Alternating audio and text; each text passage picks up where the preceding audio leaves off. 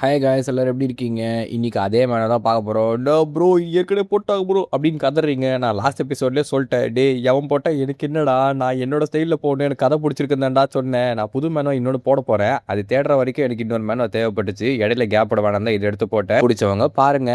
ஏற்கனவே சூப்பரான சப்போர்ட்லாம் மத்த மேனுவாக்கு தந்த மாதிரி இதுக்கும் நீங்க தரணும். And Tamil dub anime series எல்லாம் வந்து பார்க்கணும்னு ஆசைப்பட்டீங்கன்னா ஃபர்ஸ்ட் கமெண்ட்ல வந்து டெலிகிராம் சேனலோட லிங்க் வந்து பின் பண்ணி வைக்கிறேன். வேணுன்றவங்க யூஸ் பண்ணிக்கோங்க. சரி வாங்க நம்ம டைம் வேஸ்ட் பண்ணாம கதைக்குள்ள போயிடலாம்.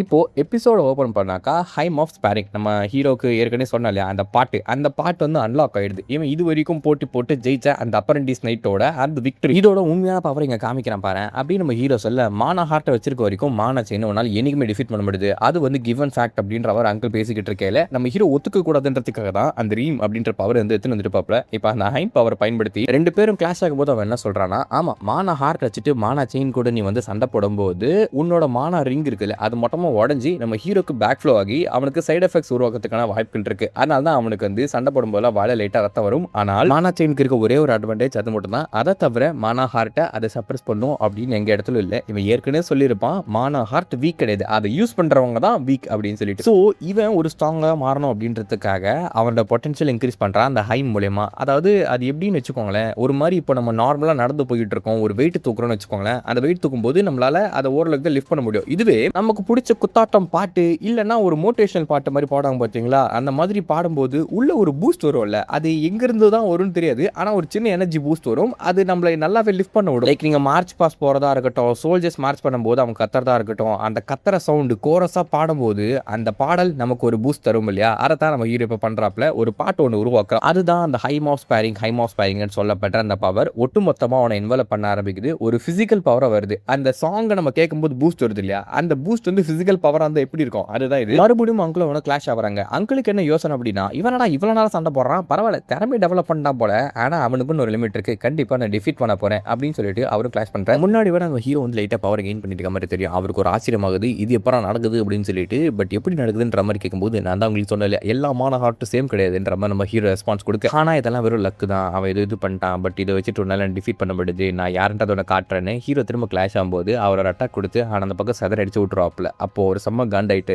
இதுக்கு மேலே விளையாடுனதெல்லாம் போதும், சீரியஸாக ஃபைட் பண்ணி ஒன்று ஃபினிஷ் பண்ண போறேன்னு சிங்கிள் சர்க்கிள் தான், ஆனால் அதுலேயும் நிறைய டெக்னிக்ஸ்லாம் இருக்கும்ல. ஆக்சுவலாக நம்ம ஹீரோக்கு ஸ்டார்டிங்லேயே தெரிஞ்சிருக்கும் இந்த ஆளுக்கு எக்ஸ்பீரியன்ஸ் ஜாஸ்தி. ஸோ சிங்கிள் மானா செயினை வச்சுட்டு சிங்கிள் மானா ஹார்ட்டை வந்து டிஃபீட் பண்ணுறதுன்றது கஷ்டமான விஷயமா தான் இருக்கும் ரெண்டு பேரும் கிளாஸ் ஆகும்போது அப்படின்னு சொல்லிட்டு. பட் இங்கே இது அந்த கதை என்னன்னா, இந்த ஹைம் இருக்குல்ல காலங்காலத்துக்கு முன்னாடி கிரியேட் பண்ணி அதெல்லாம் வந்து எக்ஸிஸ்ட் ஆகிட்டு இருந்திருக்கு. ஆனால் அங்கே ஒரு மிகப்பெரிய தப்பு பண்ணியிருக்காங்க, அந்த நைட்ஸ் ஒரு மிகப்பெரிய தப்பு பண்ணியிருக்காங்க அப்படின்னு நம்ம ஹீரோ சொல்கிறான். என்ன கதைன்னா, அப்போல்லாம் வந்து அந்த மார்ஷல் ஸ்பிரிட் ஹைம்ன்றதெல்லாம் உருவாச்சு இல்லையா, டெக்னிக்ஸ் எல்லாம் உருவாச்சு இல்லையா, அங்கே ஏகப்பட்ட எனிமல்ஸ் எல்லாம் ஸ்லே பண்ணியிருப்பாங்க. அவங்க எந்த ஒரு எனிமே மிச்சம் வைக்காது தான் பிரச்சனை. ஏன்னா அதை ஜெயின்ஸ் டிராகன்ஸ் அப்படின்றதெல்லாம் அவங்க ஸ்லே பண்ணாங்கன்னு சொல்லி கதைகள் ஒரு 100 வருஷம் 200 வருஷத்துக்கு பாஸ் ஆகுதுன்னு வச்சுங்களேன். ஒரு 500 வருஷம் கழிச்சு அதெல்லாம் வெறும் லெஜெண்ட்ஸாக மட்டும் தான் இருக்கும். லைக் அங்கே வந்து டிராகன்ஸ் எல்லாம் இருக்காது, ஜெயின்ஸும் இருக்காது. ஸோ யாருமே அதை பார்த்துருக்க மாட்டாங்க, அதெல்லாம் வெறும் கட்டுக்கதை அப்படின்ற மாதிரி மாறிடும் இல்லையா. இந்த ஃபர்ஸ்ட் அந்த டிராகன்ஸ் எல்லாத்தையும் ஸ்லே பண்ண ஆட்கள் அவங்களோட டெக்னிக்ஸ், அவங்களோட பிரீத்திங் டெக்னிக், மானா ஹார்ட் பவர், அந்த மார்ஷல் ஹைம் எல்லாத்தையுமே வந்து அடுத்த ஜென்ரேஷனுக்கு பாஸ் ஆன் பண்ணியிருப்பாங்க. ஆனால் காலம் போக போக அது எல்லாமே வந்து மறந்து போயிருக்கும், காலத்தோட காலமாக மறைஞ்சும் போயிருக்கும். இதனால தான் இப்போ இருக்க மார்ஷல் வீக்கர் கம்ப்ளீட்டாக டெஸ்ட் ஆகிடுன்னு சொல்ல முடியாது.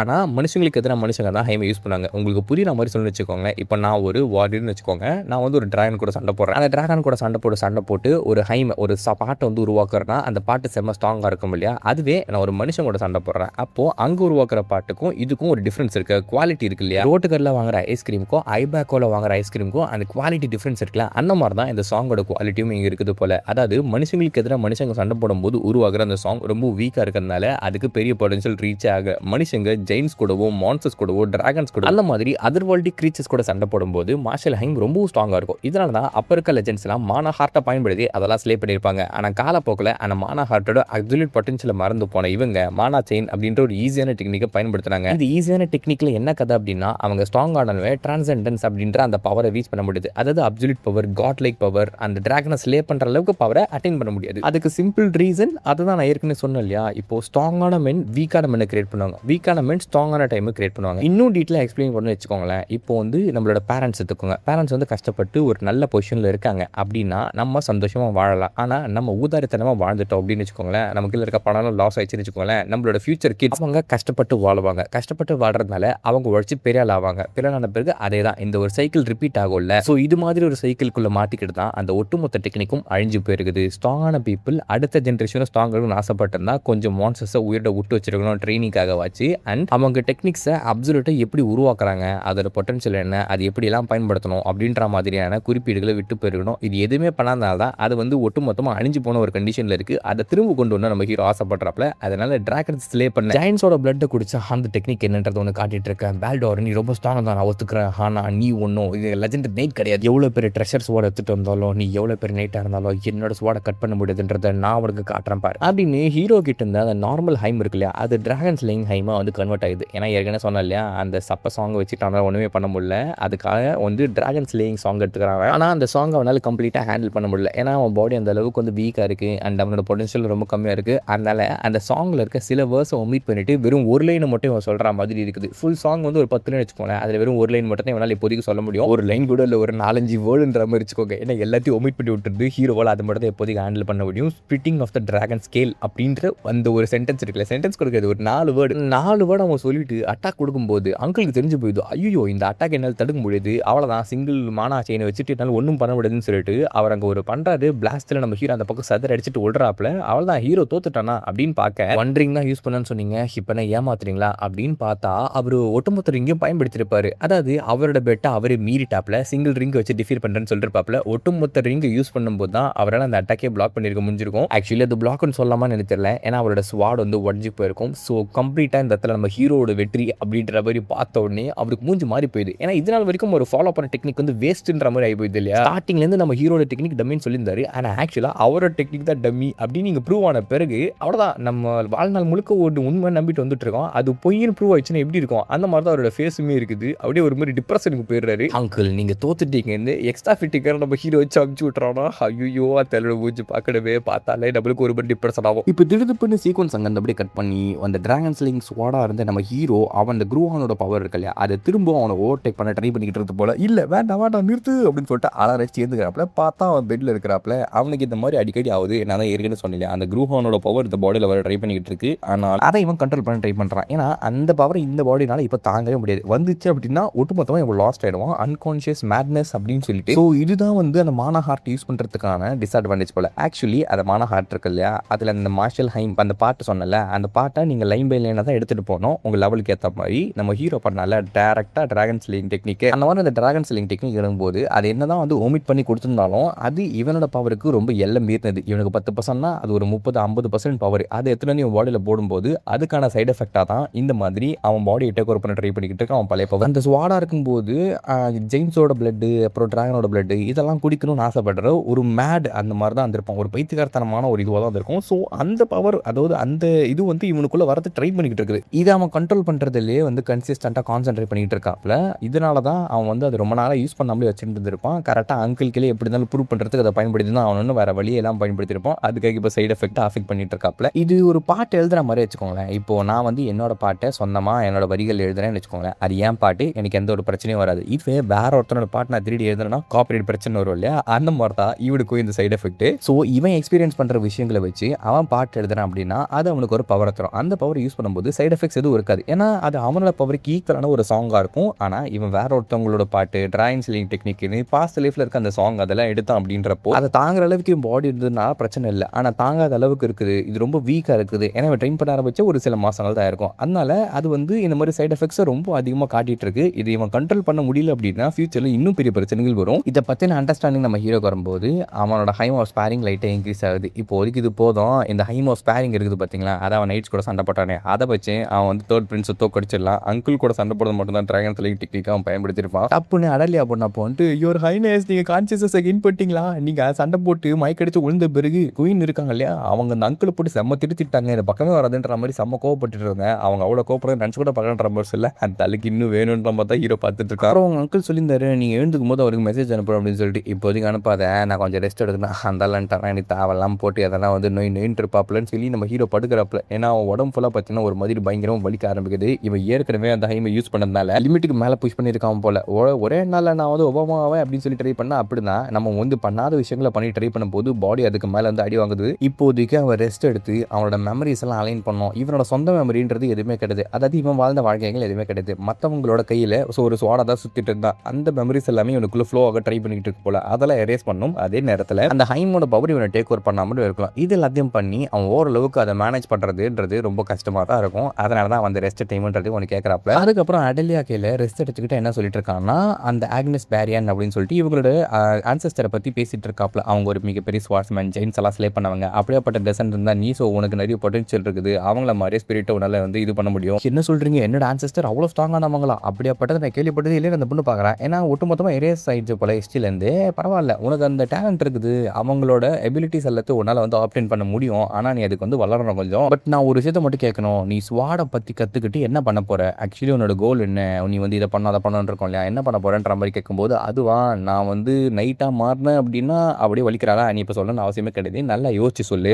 உனக்கு ஆசைகள் இருக்கா இல்லை வெளியே சொல்றதுக்கு தயக்கப்பட்டேன்னு தெரியல, அது உனக்கு எப்போ சொல்லணும்னு சொல்லிட்டு அப்போ சொல்லுன்ற மாதிரி சொல்ல, அவள் ஏதோ ஒன்று திக்கி தண்ணீர் பேசிக்கிட்டு இருக்கா. ஹைனஸ், நான் வந்து உங்களை பயங்கரமான ஒரு ஹைனஸ் வாடா மாற போறேன். அதாவது காட் ஆஃப் த கிங்னு சொல்லுவாங்க இல்லையா, அந்த ராஜா வந்து கமெண்ட் பண்ணாரா டிராகனை கூட சிலே பண்ணிட்டு வர அளவுக்கான ஒரு நைட் கூடவே சுத்திட்டு இருப்பார்ல, ஒரு பர்சனல் லைட். அந்த மாதிரி நம்ம ஹீரோக்கு ஒரு பர்சனல் லைட்டா அவர் ஆர்டர் கொடுத்தாலும் உலகத்தை ரெண்டா வெட்டுற அளவுக்கு ஒரு ஆளா மாறுவேன் அப்படின்னு சொல்லையில நம்ம ஹீரோ வந்து சொல்லிட்டு இருக்காப்ல. அந்த சாங் இருக்குல்ல, அது மார்ஷல் டீட்ஸ், அதாவது இப்போ வாருக்கு போறோம் அப்படின்ற பட்சத்தில் நம்ம வந்து முழக்கம் எழுப்போம் இல்லையா, அந்த மாதிரி சாங்ஸும் கிரியேட் பண்ணுவாங்க. அண்ட் உங்களோட ஆசைகள் தான் உங்களோட இது கோல்ஸ் எதனா ஒன்று இருக்குல்ல, நான் வந்து கலெக்டர் ஆவேன் இதுவாகும் அப்படின்னு சொல்லிட்டு அந்த மாதிரி ஆசைகள்லையுமே உருவாகுமாமா. அப்படியேப்பட்ட ஆசையா அந்த பொண்ணு சொல்றது என்ன அப்படின்னா, இவனுக்காக தன்னோட உயிரை தியாகம் பண்ணுவேன், இவனுக்காக தன்னோட வாழ்க்கையை வாழ்வேன், இவனை ப்ரொடெக்ட் பண்ணுவேன்னு தன்னோட ஒட்டுமொத்த ஊனும் உயிரும் வந்து நம்ம ஹீரோக்கு டெடிகேட் பண்றேன்ற மாதிரி அந்த பொண்ணு சொல்ல, ஒரு புது ஹைம் கிரியேட் ஆகி நம்ம ஹீரோ கூட அது கனெக்ட் ஆயிடுது. ஹைம் ஆஃப் சபார்டினேஷன் அப்படின்னு சொல்லிட்டு ஒன்று இருக்குது. அவளுக்கு அந்த ஸ்லேவ் மென்டாலிட்டி இருக்குன்னு சொல்லி நம்ம ஹீரோ கடையில் இருக்கணும்னு நினைக்கிறா. இப்போ இதோட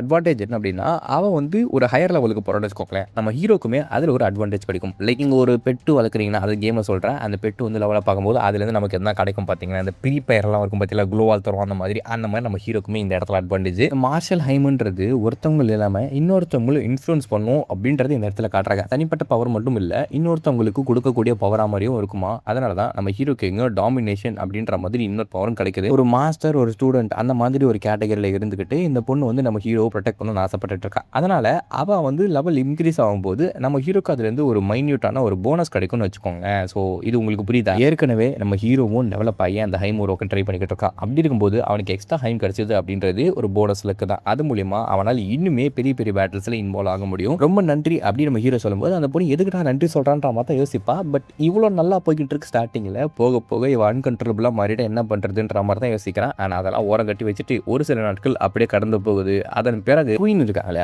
அவங்க வந்து நம்ம ஹீரோ மேலே ஒரு மாதிரி என்ன சொல்கிறது, அவங்களுக்கு அந்த பையன் வந்து எவ்வளோ கேவலமாக இருந்தாலுமே தான் பையன் அப்படின்ற பாசம் மட்டும் இருக்குது போல், தாய் பாசம். அதனாலே அப்பத்துலேருந்து அவன் ராங் டீட்ஸ் எல்லாம் வந்து எதுவும் பெருசாக கேட்டுருக்க மாட்டாங்க. ஆனால் இப்போ ரீசெண்ட் டைம்ஸில் அவனுக்கு நடக்கிற பிரச்சனைகள்லாம் பார்த்துட்டு அவங்களால வந்து தாங்க முடியல போல், ஒரு மாதிரி சேடான ஃபேஸ் வச்சுட்டு இருக்காங்க. உன் அங்கிள் மேலே உனக்கு கோவமா அப்படின்னு அவங்க கேட்க, அதெல்லாம் எதுவும் கிடையாதுன்ற மாதிரி தான் பார்க்க. அப்போ வந்து அவன் பதில் சொல்ல விட மாட்டாங்க. அவங்க பாட்டு கேள்வி கேட்டுகிட்டே இருக்காங்க. நீ வந்து உங்கள் அங்கிள் மேலே கோவத்துக்காத, அவர் வந்து உன்னை அடிக்கணுன்றதுக்காக பண்ணல, நீ அவர் மேலே பேட் ஃபீலிங் வச்சாலுமே உன்னோட நல்லதுக்காக தான் பண்ணார் மட்டும் யோசிச்சுக்கோ. எல்லாம் ஒன்றுமே இல்லைம்மா, எனக்கு அந்த மாதிரி பேட் ஃபீல் இல்லை. நம்ம ஹீரோ சொல்லுவானா, எப்படி இல்லாமல் இருக்கும், அவர் போட்டு மாற்றி முழுக்குன்னு இருந்த ஒன்று இப்படி ஒல்லி குச்சா மாற்றிட்டாப்லையே, நீ ரொம்ப அன்ஹெல்தியாக இருக்க, மால் நியூட்ரிஷன் குழந்த மாதிரி, இப்படியா மாற்றி விட்ட பிறகு உனக்கு எப்படி கோவம் இல்லாமல் இருக்கும். ஆக்சுவலாகவே எனக்கு கோவம் இல்லைன்ற பதில் நம்ம ஹீரோ சொல்கிறான். ஆனாலும் அவங்க ஒத்துக்க மாட்டாங்க, மனசுக்குள்ளே வன்மத்தை வச்சுட்டு எதனா பட்டுற போகிறடா அவங்க அங்கிள், எல்லாமே வந்து ரத்த சொந்தம்டா அப்படின்னு சொல்லிட்டு. ஆனால் நம்ம ஹீரோ வந்து அன்றைக்கே அவர் மேலே ஒரு அடி வச்சிருப்பாப்புல. அடி மீன்ஸ் அதாவது காலங்காலமாக அவர் நம்பிட்டு அந்த டெக்னிக் வேஸ்ட்டு அப்படின்னு சொல்லிட்டு அவர்கிட்ட ப்ரூவ் பண்ணுறது ஒரு பெரிய மென்டல் அடி தான். அதான் நம்ம பெரியவங்களாம் சண்டை போடும்போது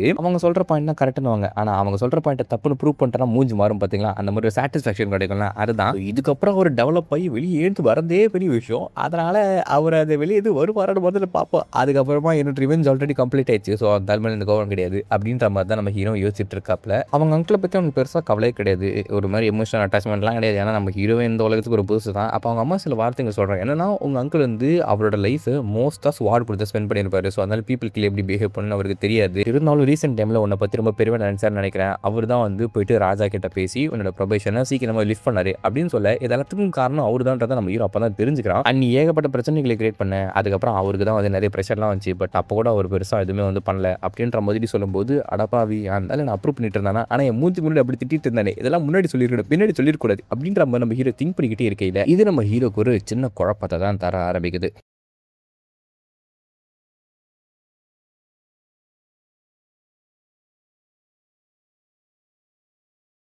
நடுவுல சின்ன கேப் விட்டதுக்கான காரணம் இருக்கு. ஏன்னா ஸ்டார்ட்டிங்ல சொன்ன எண்டிங்ல சொன்ன ஸ்கிப் பண்ணிட்டீங்க. லுக்கிஸம ரீஸ்டார்ட் பண்ணியாச்சு. செகண்ட் சேனல் செக் அவுட் பண்ணி பாருங்க. கொஞ்சம் வியூஸ் கொடுத்து சப்போர்ட் பண்ணுங்க. அண்ட் டெலிகிராம் சேனலுமே சப்போர்ட் பண்ணுங்க. பிகாஸ் சேனல்லேருந்து பேக்கப்பும் அதில் தான் போட போகிறோம். And Tamil dub animes manhwas எல்லாத்தையும் அதில் தான் போட போகிறோம். அதில் வந்து செக் அவுட் பண்ணி சப்போர்ட் பண்ணுங்க ரெண்டுத்துலையுமே. பிரச்சனை எல்லாம் முடிஞ்சிச்சு. நம்ம ப்ரூவ் பண்ண வேண்டிய இடத்தெல்லாம் ப்ரூவ் பண்ணியாச்சு அப்படின்னு ஹீரோ குஜாலா இருக்கிற வேலையில் ஒரு தாத்தா வராரு. இந்த தாத்தா யார் தெரியுமா? ராயல் லைப்ரரியானாமா. அதாவது இவனுக்கு சொல்லிக் கொடுக்கறதுக்காக வந்திருக்காரு ஒரு டீச்சர். எனக்கு அதெல்லாம் வந்து கற்றுக்க முடியாது. நான் எதுக்கு ஸ்டடி பண்ணணும்? நான் ஸ்ட்ராங் ஆனாலே போதும்னு சொல்லிட்டு ஃபிசிக்கல் கேப்பபிலிட்டிஸ் மட்டும் வச்சு சர்வை பண்ணு ஹீரோ சுத்திக்கிட்டு இருக்க. ஒரு ராயலா இருந்தா ஸ்டடீஸ்லயுமே இம்பார்ட்டன்ஸ் கொடுக்கணும், நீங்க எல்லாத்தையும் தெரிஞ்சுக்கணும், டிப்ளமேட்டிக் அஃபேர்ல இருந்து எல்லா அஃபேர் பத்தி தெரிஞ்சுக்கணும் அப்படின்ற மாதிரி சொல்லல. அது மட்டும் இல்லாம அவர் வேற போட்டு கலாய்ச்சிட்டு இருக்காப்ல. என்னையே கலாய்க்கிறீங்களான்னு ஹீரோ கடுப்பா வராப்ல. உங்களை கலாய்க்கல, சும்மா ஜோக்கு தான் பண்ணேன் அப்படின்னு வேணும்னே அவனை ஃபோர்ஸ் பண்ணி படிக்க ட்ரை பண்ணிட்டு இருக்கும்போது, எனக்கு எல்லாமே தெரியும், எல்லா நாலேஜும் இருக்குது, நான் ஏன் படிக்கணும் அப்படின்னு நம்ம ஹீரோ ஒரு ஸ்டேட்மெண்ட் இருக்கும்போது, அப்படியா அப்படின்னா நான் உங்ககிட்ட சில கொஸ்டின்ஸ் கேட்கறேன், அந்த கொஸ்டின்ஸ்க்கு நீங்க பதில் சொல்லுங்க, உங்களுக்கு நாலேஜ் இருந்ததுன்னா நான் சைலண்டா போயிடுறேன் அப்படின்னு தாத்தா சொல்ல நம்ம ஹீரோ அதை அக்செப்ட் பண்ணிக்குவோம். ஸோ ஓகே இவர் வந்து நம்மளே ரிவீட் அடிச்சாமிச்சிடலாம் அப்படின்னு ஹீரோ ஆசைப்பட்டு அங்கே ஒரு சிக்கலை போய் மாட்டிக்குவான். என்னன்னா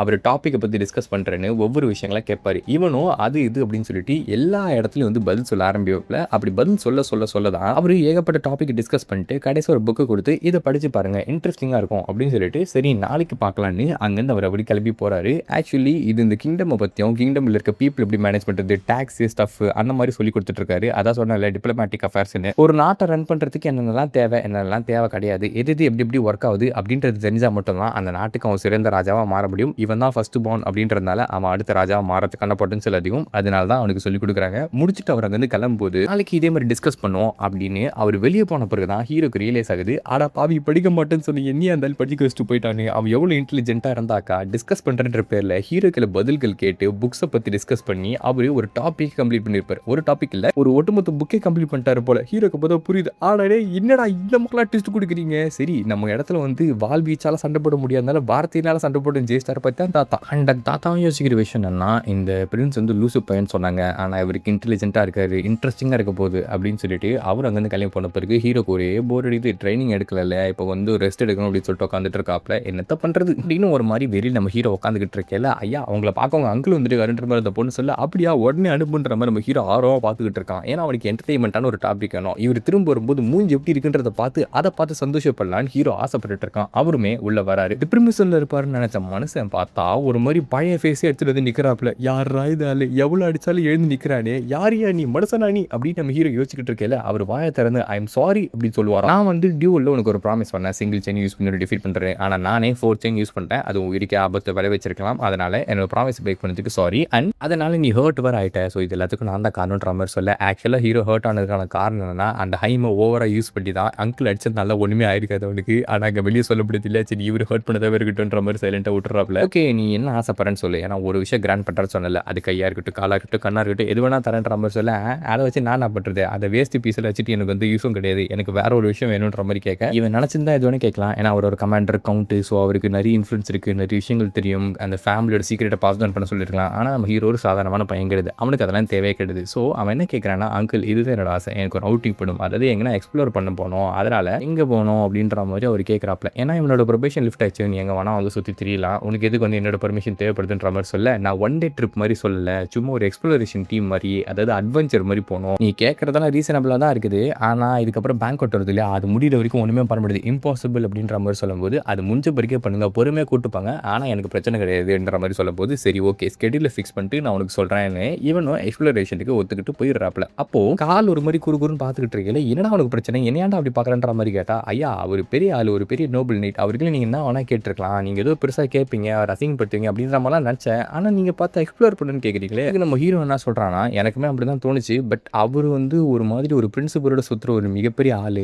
ஆனால் அந்த மாதிரி ஆளே வந்து ஒரு மாதிரி உடஞ்சு பையன்கிட்ட பேசுறதை பார்க்கும்போது அது அட்வான்டேஜ் எடுத்துக்கிறதுல எனக்கு மனசு இல்லை, அதனால தான் இப்படி கேட்டேன் அப்படின்னு நம்ம ஹீரோ சொல்கிறான். அதுக்கு அவன் கேட்க போகன்னு சிரிக்க, ஐயோ உடனே கம்ஃபர்டபுளாக சிரிக்கிறேன், யாரும் தெரியல, நான் தான் பிரின்ஸ், நீ என்னோட நைட் என்னை ப்ரொடெக்ட் பண்ணணும், சாதாரண ஃப்ரெண்டு ஜோக்கு போகிற மாதிரி சிரிச்சுக்கிட்டு இருக்கேன் அப்படின்னு சொல்ல. இல்லை யுவர் ஹைனஸ் அப்படின்னு அப்படின்னு சொல்லிட்டு இவன் பண்ண விஷயங்கள்லாம் பார்த்து அவன் சிரிக்கிறாப்ல. ஏன்னா ஒரு இன்னுமே சின்ன பையன் மாதிரி தானே பிஹேவ் பண்ணுறான், பெரியவங்களை ஹர்ட் பண்ண வேணாம் அப்படி இப்படின்னு சொல்லிட்டு. ஸோ அதனால மேபி சிரிச்சிருக்கான் போல, மற்றவங்க அவனை பற்றி ஸ்ப்ரெட் பண்ணுற ரூமர்ஸுக்கு ஆப்போசிட்டாக இருக்கான்னு. அப்போ நம்ம அடல்லியா வந்து ஒரு லெட்டர் வந்து கொடுப்பா, நீங்கள் ஆசைப்பட்ட லெட்டர் வந்துருச்சு அப்படின்னு சொல்லிட்டு. யாரான்னு பார்த்தா அந்த நைட் ஏர் பண்ணிருக்கா இல்லையா, அவள் தான் அடுத்த செயின் வந்து அட்டென்ட் பண்ணிட்டான் போல. ஸோ அதனால் நான் ஒரு சின்ன அச்சீவ்மெண்ட் பண்ணியிருக்கேன், உங்களை கூடி சீக்கிரம் மீட் பண்ணணும்னு நினைக்கிறேன்னு சொல்லி லெட்டர் வந்து எழுதி போட்டு அமைச்சிருக்கேன். இவனுக்கு தேவையான விஷயங்களும் கிடச்சிச்சு. ஒரு 5 நாள் ஓடுது. 5 நாள் கழிச்சு அங்கிள் வந்து இன்விடேஷன் அனுப்புறாரு. அதுக்கப்புறம் ஒரு 2 நாள் ப்ரிப்பரேஷன் பண்ணிட்டு இவங்களும் அந்த எக்ஸ்ப்ளோரேஷனுக்காக கிளம்புறாங்க. நிறைய டீம்லாம் கூட்டுக்குன்னு. அங்கிள் நம்ம என்ன டெரிட்டரியில் ஸ்டாப் பண்ண போகிறோம், எலியனா அப்படின்ற மாதிரி நம்ம ஹீரோ கத்திக்கிட்டு இருக்காப்புல. எதுக்கடா இவ்வளோ ஆர்வமாக பார்த்துக்கிட்டு இருக்க, வாயை மட்டும் உள்ள உட்கார பாட்டியாட்டுற மாதிரி கேட்க நம்ம ஹீரோக்கு ஒரு மாதிரி பதட்டமாகவும் ஆர்வமாகவும் சந்தோஷமாகவும் இருக்குது. ஸோ இவங்க எங்கெங்க போகிறான்னா, ஃபர்ஸ்ட் எலன் கவுண்டி அப்படின்னு சொல்லப்படுற இங்கே ராயல் கோர்ட்லேருந்து பக்கத்தில் இருக்க ஒரு நாடு கிடையாது, ஒரு சின்ன கவுண்டி. எனக்கு இங்கிலீஷ்லேயே தமிழில் எப்படி சொல்கிறதுன்னு தெரியல. ஸோ அது என்ன கதை அப்படின்னா, அந்த நாட்டுக்குள்ளே இருக்க ஒரு சின்ன ஏரியா மாதிரி. அந்த ஏரியாவில் அயன் ப்ரொடக்ஷன் அதிகமாக இருக்குமா. அண்ட் இந்த கிங்டத்தோட கிரேட்டஸ்டான வெப்பன்ஸ்லாம் அங்கே தான் செய்வாங்களாம். ராயல் ட்ரெஷரியில் இருக்க முக்காசி வெப்பன்ஸ் அங்கே தான் கிடச்சிருக்கு அப்படின்ற மாதிரி சொல்லும்போது அது ரொம்ப பர்ஃபெக்டான ஆப்பர்ச்சுனிட்டி. நம்ம ஹீரோக்கு கல்டிவேஷன் தேவைக்கு அங்கே ஒரு ஸ்வாட் எடுக்கணும். ஆனால் இவனை ஸ்வாட் ஆப்டின் பண்ண விட மாட்டாங்க, ப்ரொபேஷன் போட்டிருக்காங்க. என்ன கதை, ராயல் ட்ரெஷரியில் இருக்க ஸ்வாட் எடுத்து வயிற்றில் குத்திக்கினா, ஆனால் ராயல் ட்ரெஷரி இவன் டச் பண்ணவே கூடாதுன்னு சொல்லிட்டு இவங்க அப்போ வந்து ஒரு ஆர்டர் போட்டார் போல. இதனால இவனால் வெப்பனை ஆப்டின் பண்ண முடியுமா, சும்மா தான் அவங்க ராயல் ட்ரெஷரியில் கூட சுற்றி இருந்திருப்பாங்க. அவங்க அங்கிள் தான் இந்த ஐடியா பண்ணியிருப்பாருன்னு நினைக்கிறேன். ஏன்னா இவன் வெளியே போயிட்டு அந்த இடத்துல இவனுக்கு ஒரு வெப்பன் வந்து மேக் பண்ணி வாங்கிக்கலாம், யாருமே எந்த தனியாக சொல்ல மாட்டாங்க. அதுக்காக தான் அவர் அப்படி பிளான் போட்டார் போல. பரவாயில்ல, ஆளு பார்க்க தான் ரகடாக இருக்காப்ல, ஆனால் கொஞ்சம் நல்லா தான் யோசிக்கிறாப்ல அப்படின்ற மாதிரி ஹீரோ யோசிச்சுக்கிட்டு அவனோட வெப்பனுக்காக காத்துக்கிட்டு ஒரு மாதிரி ஆர்வமாக போய்கிட்டு இருக்கான், குழந்தை மாதிரி, கிஃப்ட் வாங்கின குழந்தை மாதிரி. இப்போ புல் ஜென்ய விழாவரே வளர்க்கலாம் போகிறாங்க. அதாவது 10 நாள் டூர். இந்த 10 நாள் டூரில் கேபிட்டல்ல இருந்து 3 நாள் டிராவல் பண்ணி போனால் அந்த எலன் கவுண்டி வரும். அங்கே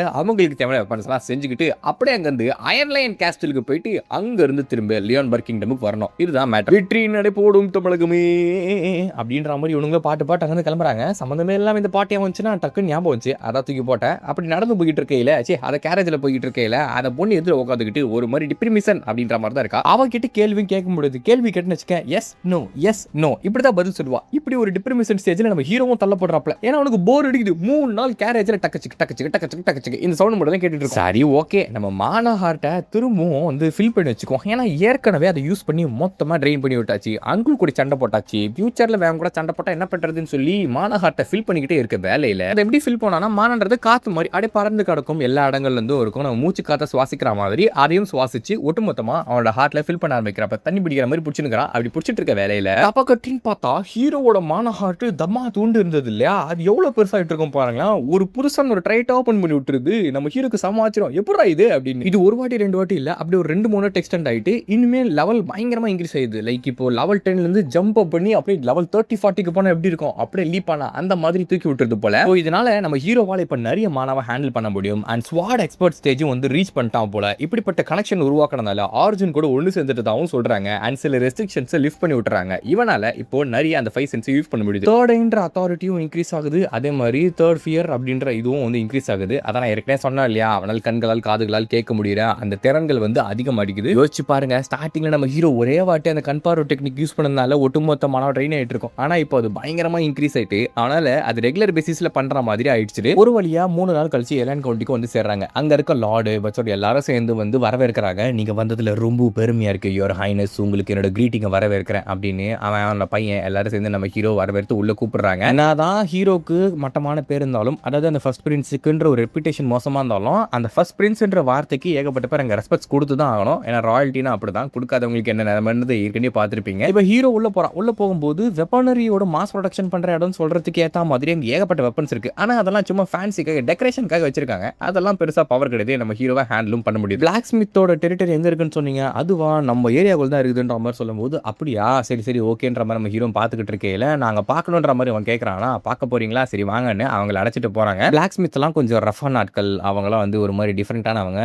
சில டைம் வந்து ரஃபான வார்த்தைகளும் விடுவாங்க, ஆனால் நீங்கள் அவங்களை கண்டுக்காதீங்க, அது அவங்களோட வேலையே அப்படிதான் அப்படின்ற மாதிரி கொஞ்சம் நிறைய டிஸ்கிரிப்ஷன்லாம் தராப்ல. ஏன்னா அவங்கெல்லாம் வந்து அவங்களோட ஒர்க்கில் ரொம்ப ப்ரைட் எடுத்தவங்க. லைக் வந்து நான் தான் இங்கே பெரிய ஆளு அப்படின்னு சொல்லிட்டு அவங்க மனசுக்குள்ள ஒரு ப்ரைடு வந்து இருக்கும். நீ என்ன தான் பெரியவனா இருந்தாலும் ராஜாவே வந்தாலும் அவங்க செய்கிற அந்த தொழிலுக்கு வந்து நீங்கள் விட்டு கொடுக்க மாட்டாங்க. செய்யும் தொழிலே தெய்வம்ன்ற மாதிரி தான் சுற்றிக்கிட்டு இருப்பாங்க. ஸோ அவங்களை கொஞ்சம் பார்த்து ஹேண்டில் பண்ணுங்க, நானே போனால் என்னை வந்து நிறைய வாட்டி கண்டுக்க மாட்டாங்கன்னு சொல்லும்போது ஹீரோ உள்ளே போவான். அங்கேருந்து ஒரு ஹீட் வரும். அந்த ஹீட் பார்க்கும்போது அவனுக்கு ஒரு நாஸ்டாலஜிக் ஃபீல் இருக்கும். எப்படின்னா நம்ம ஊரெல்லாம் சுற்றிக்கிட்டு நம்ம வீட்டு டாய்லெட்டில் வந்து உட்காந்தா ஒரு சுகம் கிடைக்கும். பார்த்தீங்களா, என்னடா இந்த மாதிரி சொல்கிறேன்னு யோசிக்காதீங்க, அப்படிதான் இருக்கும். ஆக்சுவலி ஹீரோவுமே அந்த அந்த மாதிரியான ஒரு ஃபர்னான்ஸ்ல உருவாக்கப்பட்ட ஒரு ஸ்வாட். ஸோ அந்த ஸ்வாட் ஷேப் எடுத்து அது ஷார்பன் ஆகி அது பலதரப்பட்ட கஷ்டங்களுக்கு உட்கொண்டு அது ஒரு லெஜெண்டரி ஸ்வாடா மாறின அந்த எக்ஸிஸ்டன்ஸ் தான் நம்ம ஹீரோ. அந்த இடத்த வந்து திரும்ப பார்க்கும்போது அவனோட வீட்டுக்கு திரும்ப வந்த மாதிரி அவனுக்கு ஒரு ஃபீல், அவனுக்கு ஒரு நாஸ்டாலஜிக் ஃபீல். அதை மட்டும் தான் எனக்கு இப்போதைக்கு சொல்ல வருது. ஏன்னா வேற என்ன வார்த்தை சொல்றதுன்னு தெரியல. அவனோட மெய் மறந்த முகத்தை பார்த்தாலும் உங்களுக்கு தெரிஞ்சிருக்கும் என்ன மாதிரியான ஒரு எக்ஸ்பீரியன்ஸ் வந்து கெயின் பண்றான் அப்படின்னு சொல்லிட்டு. அங்க இருக்கிற அந்த சத்தத்துல மூஞ்செல்லாம் வேர்க்குது, ஆனாலுமே அந்த வேர்வையில அவன் ரசிக்க ஆரம்பிக்கிறான். அங்க ஒரு ஆள் மட்டும் டம் டிம் அப்படின்னு சொல்லிட்டு போட்டு அடிச்சுக்கிட்டு இருக்காப்ல.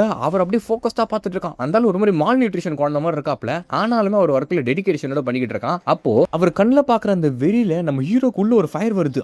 பாஸ்ட் லைஃப்ல நானும் இப்படி தான் இருந்தேன், என்னோட ஃபர்ஸ்ட் மெமரிடா இது அப்படின்னு சொல்லிட்டு. அப்ப டப்புன்னு யாரோ ஒருத்தர் துணி எடுத்து தொடக்கிறாங்க. யாரான்னு பார்த்தா நம்ம அடலினா தான். ஐயா நீங்க ரொம்ப வேர்க்கிறீங்க, அதை தொடச்சேன் அப்படின்ற மாதிரி சொல்லும்போது அதெல்லாம் ஒன்றும் பிரச்சனை கிடையாதுன்ற மாதிரி நம்ம ஹீரோ திரும்பவும் அந்த மாஸ்டர் கிராஃப்ட்மேன் ஒருத்தர் இருக்கார் இல்லையா, அவரோட ஒர்க் தான் பார்க்குறாப்ல. ஆக்சுவலி எல்லாருமே இந்த இடத்துல வந்து அவங்களுக்கு வணக்கம் கேட்கறாங்க. அதாவது மற்ற பிளாக் ஸ்மித்ஸ் எல்லாம் அவங்க ஃபோர்ஸ் பண்ணி வர வச்சாங்கன்றது நல்லாவே தெரியுது. ஆனால் இவர் மட்டும் வரவே மாட்டாரு. அவரோட ஒர்க்ல வந்து ஃபோக்கஸ்டா இருக்காரு. அப்ப நம்ம ஹீரோ என்ன சொல்றேன்னா, எதுக்காக மாசம் மாசம் இங்க டைம் வேஸ்ட் பண்றீங்க, அயன்ல சூடு இருக்கும்போது அதை அடிங்க, அப்பதான் ஷேப் வரும், இல்ல ஃபர்னான்ஸ் திருப்பி வந்து ஆஃப் பண்ண போறீங்களா அப்படின்ற மாதிரி சொல்லிக்கிட்டு இருக்கையில எல்லாரும் உடனே பண்றாங்கன்னா வேலை செய்ய ஆரம்பிச்சிடுறாங்க. ஏன்னா இவனை பொறுத்த வரைக்கும் அவனுக்கு நல்லாவே தெரியும் அந்த ஸ்வாட்மேன்றவ எவ்வளவு கஷ்டமான வேலை. அப்போ அந்த ஸ்வாடை உருவாக்குறது எவ்வளவு கஷ்டமான வேலை. ஒரு பெர்ஃபெக்டான ஸ்வாடை உருவாக்கணும்னா அதுக்கு ஒரு பிளாக் ஸ்மித் தன்னோட கைகளெல்லாம் வந்து பொத்து போற அளவுக்கு அடிச்சாதான் உண்டு. அந்த வேலைக்கு ரெஸ்பெக்ட் கொடுப்பான். ஏன்னா அவனே ஒரு ஸ்வாடா தான் இருந்தான். அதனால அங்க இருக்க நிறைய சைலண்டா இருங்க, அவங்க வேலை டிஸ்டர்ப் பண்ணாதீங்கன்ற மாதிரி அமுச்சு விடுறாப்ல. அவங்களும் அப்படியே வந்து ஆரவாரமா அந்த இடத்துல வேலையை செஞ்சுக்கிட்டு இருக்காங்க. அண்ட் நம்ம ஹீரோ மற்ற யாருக்கும் பெருசா பேசல. ஜஸ்ட் அங்க இருக்க அந்த மாஸ்டர் கிராஃப்ட்மேன் இருக்காரு பாத்தீங்களா, அந்த தாத்தா செய்யற வேலையை மட்டும் அப்படியே ஒத்து கவனிக்கிறாப்ல. அந்த ஒவ்வொரு அடியும் கணீர் கதி நம்ம காதுல கேட்க ஒரு மாதிரி அது இசை மருந்தா இருக்கு. தன்னை தானே கண்டுபிடித்த ஒரு தருணம் அப்படின்ற மாதிரி தான் அவனுக்கு இருக்குது. அவ்வளவு சந்தோஷம். அதை அப்படியே மெய் மருந்து போய் பார்த்துக்கிட்டு இருக்காப்ல. அண்ட் அன்னைக்கு ராத்திரி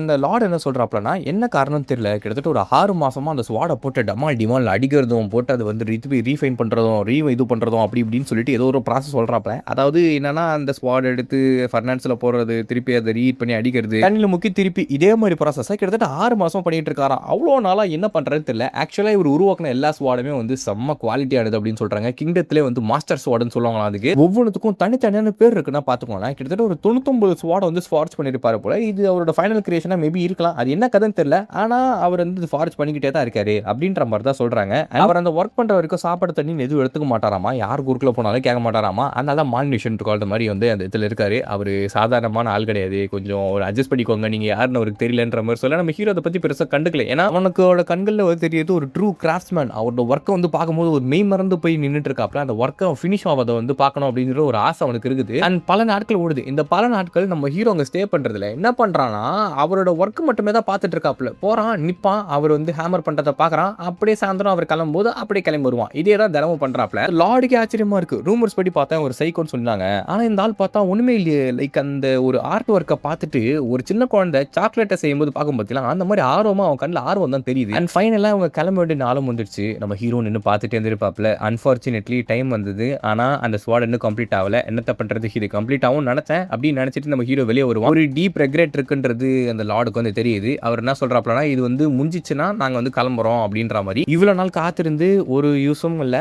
இன்னும் டைம் எடுக்கும் போல அது கம்ப்ளீட் ஆகிறதுக்கு. அன்னைக்கு ராத்திரி ஒரு சின்ன பார்ட்டி வச்சிருக்காங்க. அதை முடிச்சுட்டு இங்கேருந்து கிளம்பலாம் போல அப்படின்னு நினைச்சிட்டு அன்னைக்கு ராத்திரி பார்ட்டிலாம் முடிச்சுட்டு நெக்ஸ்ட் டே கிளம்பிட்டு நேரமும் வந்துருச்சு. யுவர் ஹைனஸ் அப்போ பார்த்தா அந்த லார்டு கச்சிட்டு ஓடி வராப்ல. என்னன்னு பார்த்தா அந்த கிராஃப்ட்மேன் இருக்கார் இல்லையா, அவர் வந்து ஒர்க்கை முடிச்சாருன்ற மாதிரி சொல்ல உடனே தப்பு நம்ம ஹீரோ ஓட ஆரம்பிக்கிறாப்ல. ஓடி போய் பார்த்தா தலைவர் ஒரு ஃபைன் ஸ்வாட் எடுத்து வெளியே காட்ட இருப்பாருங்க. கிளீன் பண்ணாட்டு பலன்னு இருக்கும். பார்க்கும்போது ஆக்சுவலாவே சூப்பரா இருக்கும் அந்த ஸ்வாட். அதை எடுத்து நம்ம ஹீரோ முன்னாடி முட்டி போட்டு பிரசன்ட் பண்ணுவாரா, நமக்கு ஒரு மாதிரி ஆச்சரியமா இருக்கும். என்னடா இது அப்படின்னு சொல்லிட்டு. ஆக்சுவலி ஃபர்ஸ்ட் இவர் ஃபார்ஜ் பண்ணிட்டு இருக்கும்போது ஹீரோ வந்து பின்னாடி நின்றுப்பான் இல்லையா, அப்போ இவருக்கு தான் இந்த ஸ்வாடை கொடுக்கணும் அப்படின்னு சொல்லிட்டு அந்த ஸ்வாடை ஷேப் எடுக்க ஆரம்பிச்சது அப்படின்னு சொல்லுவாரு. ஸோ நம்ம ஹீரோக்காக உருவான ஒரு ஸ்வாட் அப்படின்னு மனசையும் உயிரையும் போட்டு அடிச்ச அந்த ஸ்வாடு அதுதான் ராஜாக்கள் ஏந்திர ஸ்வாட் அப்படின்னு சொல்லி தி சாங் ஆஃப் த ஸ்மித்தும் அங்க இடத்துல கிரியேட் ஆகுது. நம்ம ஹீரோக்கு ஒரு கூஸ் பம்ப்ஸே கிடைக்குது. இதுக்கு என்ன பேர் இருக்கான்ற மாதிரி கேட்க இதை ட்வைலைட்னு கூப்பிடுறீங்களா, ட்வைலைட்னா நீங்க டான் ஆர் டஸ்க் அப்படின்னு சொல்லிட்டு கேட்கறாப்ல. அதாவது விடிய காலில் இல்ல ராத்தாங்காலில் வந்து நம்ம போகும் பற்றி அந்த மாதிரி கேட்கறாரு. அவர் என்ன சொல்றாருன்னா, ஹைனஸ்க்கு ஏற்ற மாதிரி இருக்கணும், அது டானா தான் இருக்கணும், வெளிச்சம் மாதிரி. பரவாயில்லையே, நேமிங் சென்ஸும் சூப்பரா இருக்கிறீங்க அப்படின்ற மாதிரி பேசிட்டு இருக்கேன்.